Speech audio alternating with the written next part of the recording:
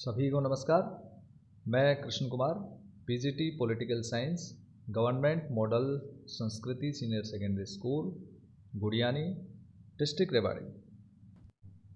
इस वीडियो में हम पढ़ेंगे कक्षा 11वीं की राजनीति विज्ञान की पाठ्यपुस्तक का पहला अध्याय जो हमने पिछले वीडियो में शुरू किया था, राजनीतिक सिद्धांत एक परिचय। और आज हम इस वीडियो में इसका दूसरा भाग पढ़ेंगे और दूसरे भाग के मुख्य बिंदु होंगे जिसमें हम सबसे पहले पढ़ेंगे रिपब्लिक पुस्तक जो प्लेटो ने लिखी है, उसमें वर्णित न्याय संबंधी विचार। उसके बाद हम पढ़ेंगे राजनीतिक सिद्धांत में हम क्या पढ़ते हैं, यानी कि इसकी विषय वस्तु। इसके बाद हम स्टडी करेंगे हमें राजनीतिक सिद्धांत क्यों पढ़ना चाहिए। तो ये टॉपिक होंगे आज के इस वीडियो में। मुख्य बिंदु पढ़ने के उद्देश्य क्या होंगे? उद्देश्य हैं, सबसे पहले विद्यार्थी प्लेटो के न्याय संबंधी विचार समझ पाएंगे। दूसरा, सुकरात के बारे में सामान्य जानकारी प्राप्त कर पाएंगे। वे राजनीतिक सिद्धांत की विषय वस्तु को भी समझ पाएंगे और विद्यार्थी राजनीतिक सिद्धांत का महत्व जान पाएंगे। डियर स्टूडेंट्स, पिछले भाग में हमने पढ़ा था और उस आधार पे आप ये सब जान चुके हैं कि राजनीति क्या होती है, राजनीति का अर्थ परिभाषाएं आप समझ चुके हैं, राजनीतिक सिद्धांत क्या होता है और परंपरागत और आधुनिक राजनीतिक सिद्धांतों के बीच क्या अंतर होता है, ये सब आप समझ चुके हैं। आपके पूर्व ज्ञान को एक बार याद दिलाने के लिए ये दोबारा से इस पेज को देखिए, राजनीतिक सिद्धांत एक परिचय। लीजिए एक और किताब याद कीजिए, लेकिन हम उन्हीं चीज़ों पर बात करेंगे जो हमसे जुड़ी हैं।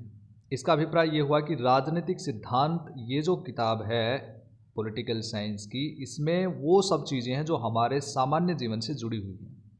अर्थात कि कोई भी ऐसी चीज़ नहीं है जो बहुत नई या फिर हमसे बहुत अलग चीज़ है। थोड़ा इंतज़ार कीजिए और देखिए यह कक्षा कुछ अलग होगी। ज़रा पन्ने पलटकर पृष्ठ 8 पर दिए बॉक्स में सुकरात के विषय में पढ़ो। मुझे पता नहीं, लेकिन मुझे वह तरीका अच्छा लगा जिसमें उसने औरों के विचारों की असंगतियों को दिखाया। यह तो सच में अलग है। सुकरात कौन है? तो प्यारे बच्चों, अब हम डिस्कस करेंगे, जैसे हम यहाँ पे पढ़ पाए हैं कि इसमें बहुत सारी चीज़ें इंटरेस्टिंग हैं और सबसे इंटरेस्टिंग है कि किस तरह से सुकरात ने जो उस समय की असंगतियाँ थी उनको दिखाया। और ये सुकरात कौन है, तो इसको समझने के लिए हमें आज का पहला टॉपिक शुरू करना है, प्लेटो के न्याय संबंधी विचार जो रिपब्लिक पुस्तक में दिए गए हैं। आइए जानते हैं। डियर स्टूडेंट्स, पिछले भाग में हमने प्लेटो के बारे में डिस्कस किया था। हमने आपको प्लेटो की तस्वीर भी दिखाई थी। प्लेटो प्राचीन यूनान का एक महान दार्शनिक था और प्लेटो के गुरु का नाम था सुकरात। सुकरात भी एक बहुत बड़ा दार्शनिक और विचारक था। सुकरात प्राचीन यूनान के एथेंस नगर में सर्वाधिक विवेकशील व्यक्ति समझा जाता था। वह समाज, धर्म और राजनीति के बारे में उस समय प्रचलित मान्यताओं को सवालों के कटघरे में खड़ा करने और चुनौती देने के लिए प्रसिद्ध था। इसके लिए ही उसे एथेंस के शासकों द्वारा मृत्युदंड दिया गया था। प्लेटो सुकरात के संपर्क में तब आया जब प्लेटो 18 से 20 साल का ही था और उसका परम शिष्य बन गया। जिस समय सुकरात पर अभियोग चलाया गया उस समय वह वहाँ उपस्थित था और सुकरात के लिए जमानत देने का प्रस्ताव भी रखा था, लेकिन 399 ईस्वी पूर्व में सुकरात को मृत्युदंड दिया गया। रिपब्लिक पुस्तक प्लेटो ने लिखी और इस पुस्तक की विशेषता ये है कि यह संवाद शैली में है। संवाद शैली का मतलब इसमें डायलॉग्स के माध्यम से विचारों को व्यक्त किया गया है। यह एक बहुत ही बड़ा ग्रंथ है और इसमें प्लेटो ने सुकरात नाम से एक चरित्र गढ़ा और इसके साथ साथ में थ्रेसिमेक्स, सिफेलस और पोलीमार्कस आदि भी इसमें दूसरे चरित्र थे, कैरेक्टर्स थे। इन सभी कैरेक्टर्स के बीच में या चरित्रों के बीच में जो संवाद होते हैं उनके माध्यम से प्लेटो सुकरात के माध्यम से अपने न्याय की समझ और न्याय का जो सिद्धांत है वो यहाँ पे समझाता है कि वास्तव में न्याय क्या है।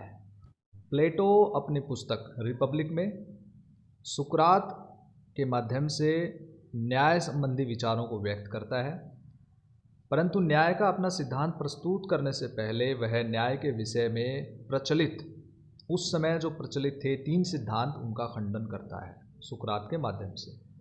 ये सिद्धांत कौन से थे और इनमें क्या था, आइए जानते हैं। पहला था न्याय का परंपरावादी सिद्धांत। इस धारणा को व्यक्त करते हुए सिफेलस कहता है, न्याय का अर्थ सत्य बोलना और ऋण चुकाना है। किंतु प्लेटो सुकरात के माध्यम से इसमें दोष निकालता है। वह कहता है क्योंकि ये दोनों कार्य कभी न्याय और कभी अन्याय भी हो सकते हैं। उदाहरण के लिए, यदि कोई आपका मित्र आपको शस्त्र देता है कुछ समय के लिए रखने के लिए, और उस समय वह शस्त्रों को वापस मांगता है, तब वह बहुत गुस्से में है या बहुत पागल की स्थिति में है, तो उसको उस समय शस्त्र वापस लौटाना न्याय नहीं हो सकता या न्यायपूर्ण नहीं हो सकता।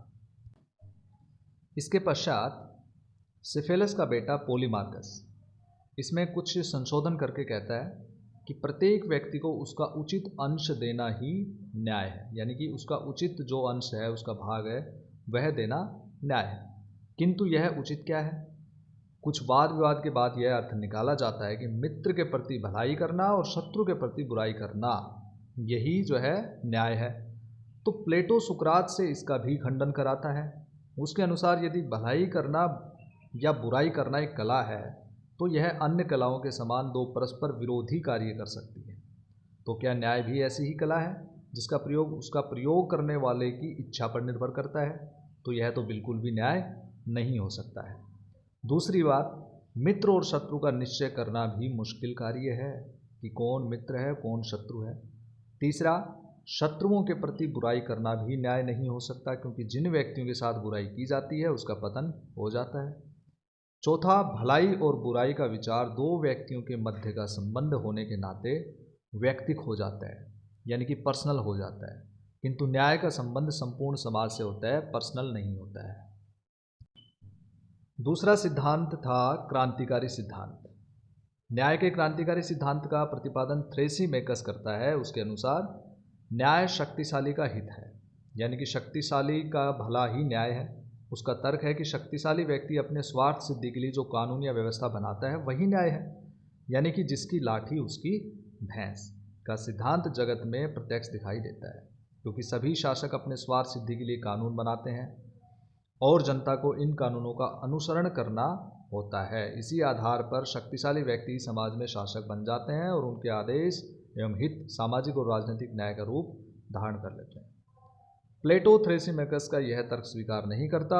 उसका कहना है कि शासक आवश्यक रूप से सबसे शक्तिशाली नहीं होता। यदि न्याय शासक का हित है तो न्याय प्रिय व्यक्ति वह हुआ जो उसके आदेशों का पालन करता है, किंतु ऐसा न्याय प्रिय व्यक्ति किसी प्रकार शासक से अधिक शक्ति प्राप्त कर लेता है तो ऐसी स्थिति में उसके लिए शासक के आदेशों का उल्लंघन करना भी न्यायपूर्ण ही होगा। तो इस प्रकार यह स्पष्ट नहीं है, इसलिए प्लेटो ने इसका जो है खंडन किया है। तीसरा सिद्धांत व्यवहारवादी सिद्धांत। इसका प्रतिपादन ग्लोकॉन करता है। वह न्याय को दुर्बल के हित के रूप में प्रतिपादित करता है। उसका मानना है कि प्रारंभिक समाज में न तो सरकार थी न कानून। इस अवस्था में बहुसंख्यक दुर्बल व्यक्ति शक्तिशाली व्यक्तियों के आचरण से पीड़ित थे और इससे दुखी होकर दुर्बल व्यक्तियों ने आपस में एक समझौता किया और जिसके माध्यम से सरकार और कानून स्थापित किए गए और इस प्रकार एक न्यायपूर्ण समाज की स्थापना हुई। ग्लूकॉन की इस धारणा का खंडन प्लेटो करता है और वह कहता है कि कानून और न्याय किसी समझौते पर आधारित बाह्य वस्तु नहीं हो सकते, क्योंकि ये व्यक्ति की आत्मा का आंतरिक गुण है। तो इसलिए न्याय क्या हो गया, एक आंतरिक गुण हो गया, बाह्य गुण नहीं हुआ। तो इस प्रकार से इन तीनों सिद्धांतों का खंडन करने के बाद प्लेटो ने न्याय का अपना सिद्धांत दिया। जैसा कि हम जान चुके हैं कि प्लेटो सुकरात का शिष्य था और प्लेटो ने सुकरात से एक महत्वपूर्ण विचार ग्रहण किया कि सद्गुण ही ज्ञान है। तो इस सद्गुण के माध्यम से प्लेटो ने अपने न्याय के सिद्धांत का प्रतिपादन किया और सुकरात के माध्यम से उसने रिपब्लिक पुस्तक में कहा कि न्याय मानव की आत्मा का एक आंतरिक सद्गुण है, वर्च्यू। किसी व्यक्ति में सद्गुण की विशेषता ही उसे इंसान बनाती है, यानी कि अच्छे गुण, और यही न्याय का एक जो है प्रतीक है और उसकी पहचान है, उत्तमता प्रदान करती है। यह मानवीय सद्गुण उसके व्यावसायिक सद्गुण से सर्वथा अलग होता है। कोई व्यक्ति एक उत्तम कारीगर हो सकता है, किंतु आवश्यक नहीं कि वह उत्तम इंसान भी हो। इस प्रकार मानवीय सद्गुण ही किसी व्यक्ति को श्रेष्ठता प्रदान करता है। प्लेटो के अनुसार सद्गुण 4 तत्वों से युक्त होते हैं। कौन कौन से तत्व बताए? सबसे पहला बुद्धि या विवेक, दूसरा साहस या उत्साह, तीसरा तृष्णा या क्षुधा, और चौथा है न्याय। उसका कहना है कि व्यक्तियों में विवेक, उत्साह और तृष्णा के तत्वों में से किसी एक तत्व की प्रधानता जरूर होती है, किंतु न्याय वह तत्व है जो व्यक्ति को यह प्रेरणा देता है कि उसे वैसा ही जीवन क्रम अपनाना चाहिए जिसके लिए उसमें उपयुक्त 3 तत्वों में से प्रमुख तत्व विद्यमान हैं। डियर स्टूडेंट्स, अब चलते हैं अगले टॉपिक की तरफ। अगला टॉपिक है हम राजनीतिक सिद्धांत में क्या पढ़ते हैं। इसका अभिप्राय है कि राजनीतिक सिद्धांत की विषय वस्तु या कार्य क्षेत्र क्या है। यदि हम राजनीतिक सिद्धांत का कार्य क्षेत्र या विषय वस्तु ध्यान से देखें तो इसमें पाएंगे कि ये काफ़ी विस्तृत है। प्यारे बच्चों, आपके आसपास जितने भी घटनाक्रम आपको दिखाई देते हैं जिनका राजनीति से किसी न किसी तरीके से संबंध होता है, चाहे वो प्रत्यक्ष है या अप्रत्यक्ष है, वो राजनीतिक सिद्धांत के कार्य क्षेत्र में आता है। तो चलिए एक एक करके हम डिस्कस करते हैं कि राजनीतिक सिद्धांत का कार्य क्षेत्र क्या है। सबसे पहला है राज्य का अध्ययन, द स्टडी ऑफ स्टेट। प्यारे बच्चों, पुराने समय से ही राज्य की उत्पत्ति, प्रकृति तथा कार्य क्षेत्र के बारे में विचार होता रहा है कि राज्य की उत्पत्ति कैसे हुई, उसका विकास कैसे हुआ, तथा नगर राज्य के समय से लेकर, जो एथेंस का हमने जिक्र किया था पिछले वीडियो में, वहाँ से लेकर वर्तमान राष्ट्रीय राज्य के रूप में पहुँचने तक इसके स्वरूप का कैसा विकास हुआ आदि, ये सभी चीज़ें हम राज्य के अध्ययन यानी कि राजनीतिक सिद्धांत के अंतर्गत पढ़ते हैं। आज के समय में जो राष्ट्र राज्य हैं, जैसे भारत है, अमेरिका है, ऑस्ट्रेलिया है, कनाडा है, इन सभी राज्यों की उत्पत्ति के बारे में पढ़ा जाता है, इनके बारे में अध्ययन किया जाता है, इनकी शासन व्यवस्थाओं का अध्ययन किया जाता है। तो सभी राजनीतिक सिद्धांत का ही कार्य क्षेत्र है। दूसरा है सरकार का अध्ययन। सरकार राजनीतिक सिद्धांत के क्षेत्र का एक महत्वपूर्ण विषय है। सरकार मतलब जैसे भारत सरकार, जैसे अमेरिकी सरकार, जैसे ऑस्ट्रेलियन सरकार, ये सरकारें कि किसी भी देश में किस प्रकार की सरकार है और उसका अध्ययन करना, उसके अंगों का अध्ययन करना, उसके अंतर्गत आने वाले संगठनों का अध्ययन करना, उसकी कार्य प्रणाली का अध्ययन करना, जैसे कि भारत सरकार किस प्रकार से कार्य करती है। तो ये अगर हम अध्ययन करते हैं और इसके बारे में किसी भी प्रकार का एक निर्णय अगर दिया जाता है अध्ययन के पश्चात, तो वो राजनीतिक सिद्धांत का ही कार्य क्षेत्र है। तीसरा है नीति निर्माण प्रक्रिया। किस प्रकार से सरकारें निर्णय लेती हैं, किस प्रकार से सरकारें कानून बनाती हैं, ये किस प्रकार की प्रक्रिया का पालन करती हैं, इसे कहते हैं नीति निर्माण प्रक्रिया। भी राजनीतिक सिद्धांत का एक महत्वपूर्ण विषय है। जैसे कि उदाहरण स्वरूप हमारे देश में सरकार किस प्रकार से कानून बनाती है और उन कानूनों को किस प्रकार से लागू किया जाता है, ये निर्णय निर्माण प्रक्रिया का हिस्सा है और यही राजनीतिक सिद्धांत का एक विषय वस्तु भी है। नेक्स्ट क्षेत्र में आता है शक्ति का अध्ययन, स्टडी ऑफ पावर। राजनीतिक सिद्धांत के अंतर्गत शक्ति का अध्ययन किया जाता है। शक्ति के कई रूप हैं, सामाजिक, आर्थिक, राजनीतिक, सैनिक, व्यक्तिगत शक्ति, राष्ट्रीय, अंतर्राष्ट्रीय, ये सब प्रकार की शक्तियां हैं। तो राजनीतिक सिद्धांतकार शक्ति के इन विभिन्न रूपों के पारस्परिक संबंधों को देखते हैं और यह जानना चाहता है कि मानव समाज में किसको क्या मिलता है और वो शक्ति का उसमें क्या भूमिका होती है, क्या रोल होता है।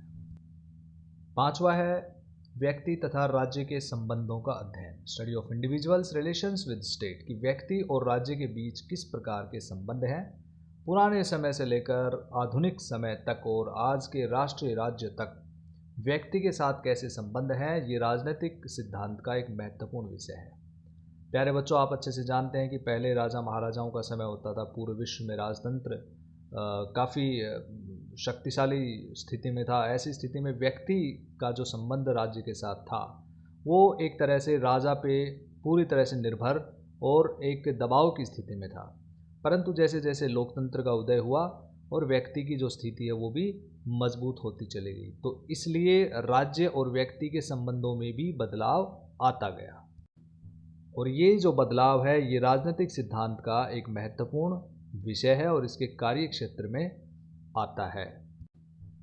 सिक्स्थ है अंतर्राष्ट्रीय संबंधों का अध्ययन। आवागमन के विकास के कारण, तकनीक के विकास के कारण आज विभिन्न देशों के बीच में संबंध काफ़ी बढ़ चुके हैं, काफ़ी मजबूत हो चुके हैं। और यही कारण है कि आज हमें राजनीतिक सिद्धांत में अंतर्राष्ट्रीय कानून तथा अलग अलग अंतर्राष्ट्रीय संगठनों की आवश्यकता भी होती है और उनका अध्ययन अत्यंत आवश्यक हो गया है। तो ये राजनीतिक सिद्धांत के कार्यक्षेत्र में एक महत्वपूर्ण विषय बन गया है। नेक्स्ट है क्षेत्रीय संगठनों का अध्ययन। क्षेत्रीय संगठनों का काफ़ी महत्वपूर्ण स्थान होता है आज के अंतर्राष्ट्रीय युग में।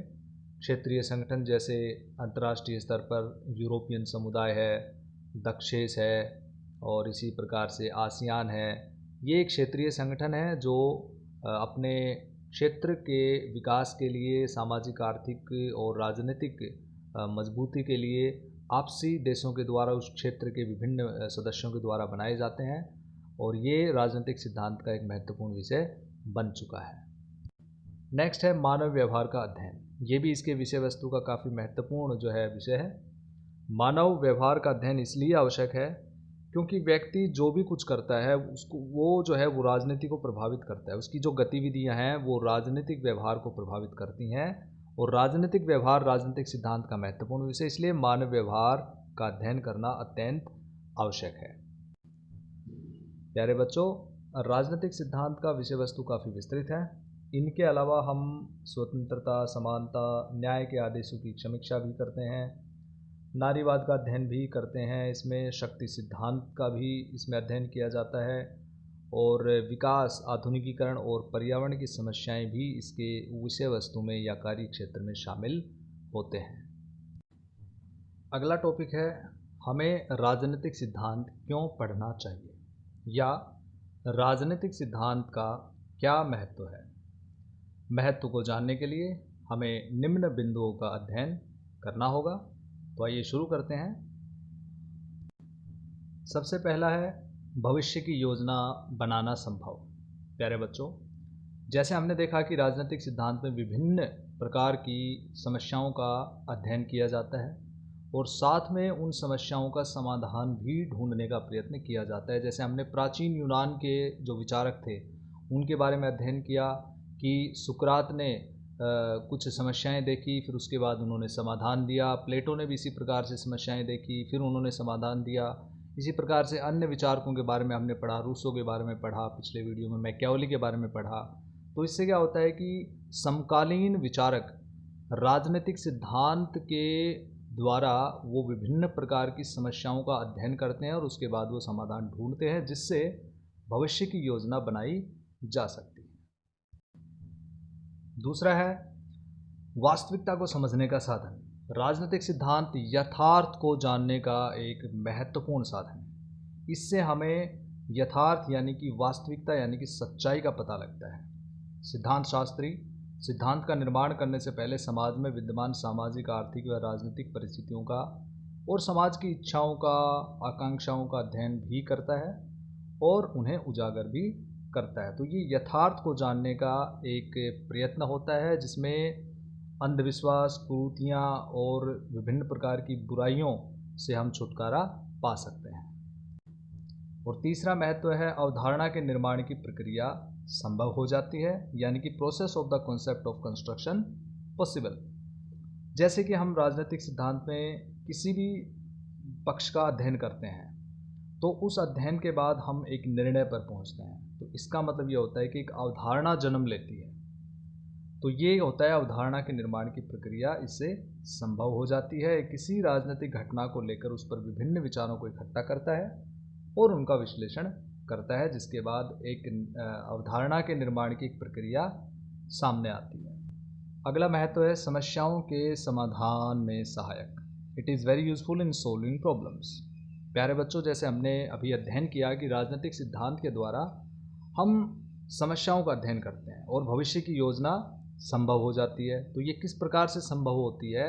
ये तभी संभव हो पाती है जब हमें वर्तमान की समस्याओं का पता होगा और हम उनका समाधान ढूंढेंगे या प्राप्त कर लेंगे। तो समाधान के पश्चात ही हम भविष्य के लिए तैयार हो सकते हैं। इसलिए राजनीतिक सिद्धांत के अंतर्गत हम विभिन्न समस्याओं का अध्ययन करने के साथ साथ उनका समाधान ढूंढने का प्रयत्न करते हैं। अगला महत्व है सरकार या शासन को औचित्य प्रदान करना।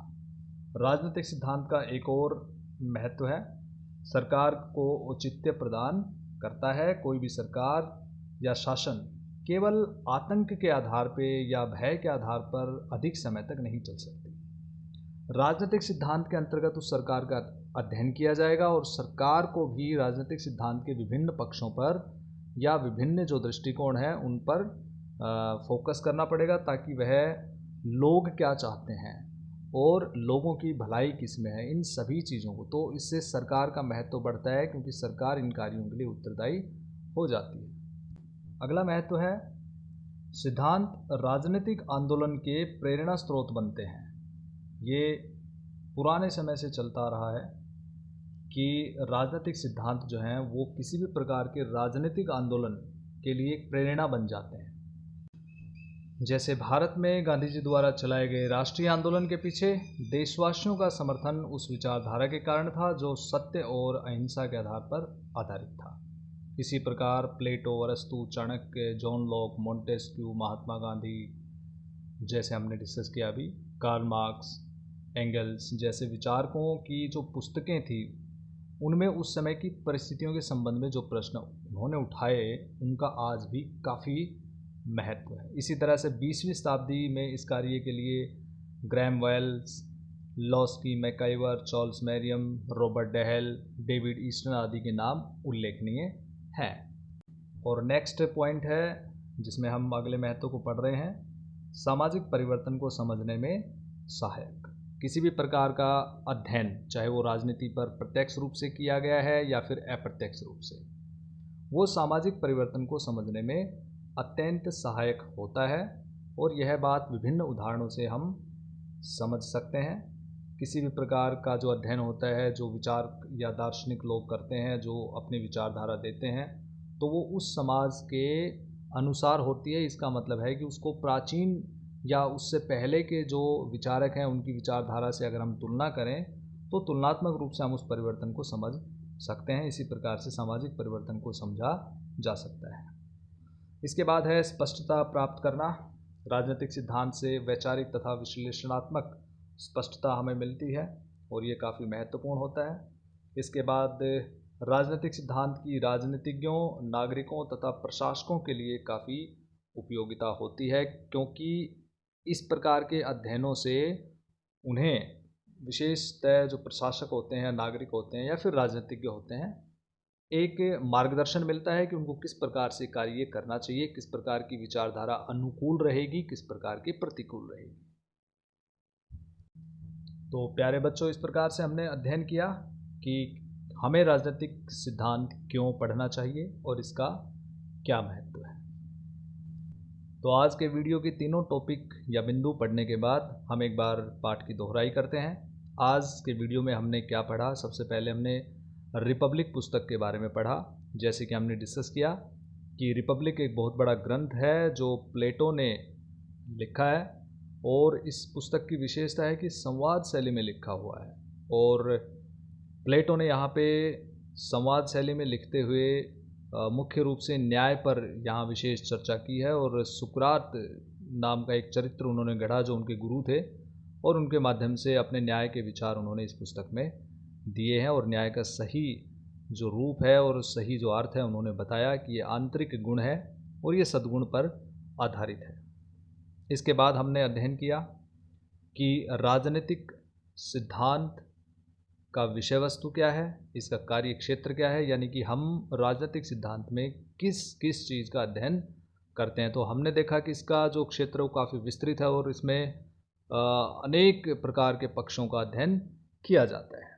और उसके बाद हमने पढ़ा कि राजनीतिक सिद्धांत हमें क्यों पढ़ना चाहिए या इसका महत्व क्या है।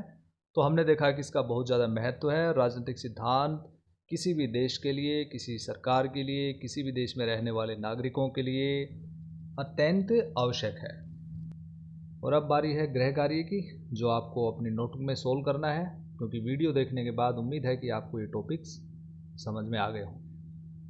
पहला क्वेश्चन है, रिपब्लिक पुस्तक में प्लेटो द्वारा वर्णित न्याय के विचारों की व्याख्या कीजिए और ये न्याय के विचार आधुनिक न्याय के विचारों से किस प्रकार अलग हैं। राजनीतिक सिद्धांत के कार्यक्षेत्र तथा विषय वस्तु की व्याख्या कीजिए, ये दूसरा क्वेश्चन था। और तीसरा है, राजनीतिक सिद्धांत का क्या महत्व है, उदाहरण सहित विवेचना कीजिए। डियर स्टूडेंट्स, ये था पॉलिटिकल साइंस का पहला चैप्टर जिसका नाम था राजनीतिक सिद्धांत एक परिचय।